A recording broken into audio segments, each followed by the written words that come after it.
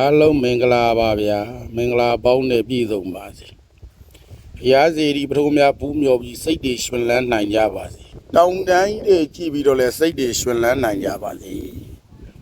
ကဲအဲ့ဒါပဲဗျာမန္တလေးမြို့ကြီးကတော့ဘာမှကိုမမြင်ရတော့ဘူးနော်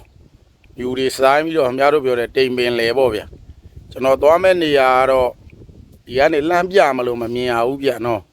ဒါမန္တလေးကျွန်တော်တို့84လမ်းနောက်ဘက်ဗျာမြင်ဆုံးတိုက်ကြီးပေါ်ကကြည့်မယ်ဆိုရင်တော့ကျွန်တော်အဲ့တိုက်ကြီးမသိဘူးဗျနော်မခေါ်တယ်ဘူး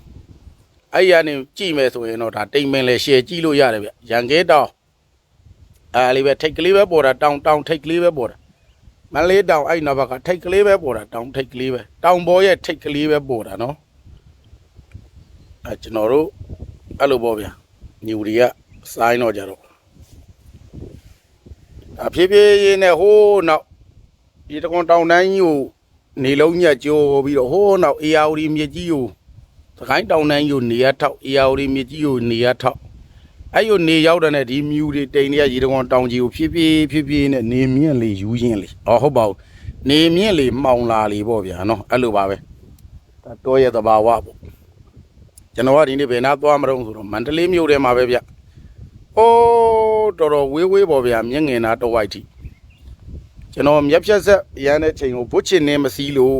ကျွန်တော်လည်းမှန်တိုင်းပြောပါလိမ့်ဗျာကျွန်တော်နဲ့တော်တဲ့ဖက်နဲ့ကျွန်တော်မတွေ့လို့ပါလို့ခြေထောက်ကကြီးလာဆိုတော့မကြီးပါအောင်တားကြီးလေဝဲတာမတွေ့တော့သူကကျွန်တော်စီလေလာရတဲ့ခြေထောက်ကိုကြည့်ရလိုက်မရနှစ်ယောက်ဟုတ်ပြီတဲ့ခုဝယ်ထားတဲ့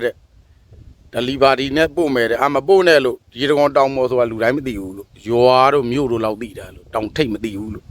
ကျွန်တော်အားတဲ့တရက်လာမယ်ဆိုတော့ဒီနေ့ကျွန်တော်ညသူကဖုံးဆက်တာနဲ့ကျွန်တော်သွားမယ်ပေါ့ဗျာဘုတ်ချင်နေလေးသွားယူမယ်နော်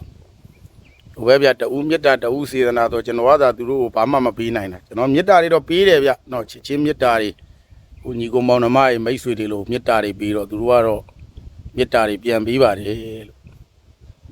ပြေးတော့မောင်းလာပြီဆိုတော့မောင်းရင်နဲ့မီးထွန်းသွားလိမ့်မယ်ဗျာနော်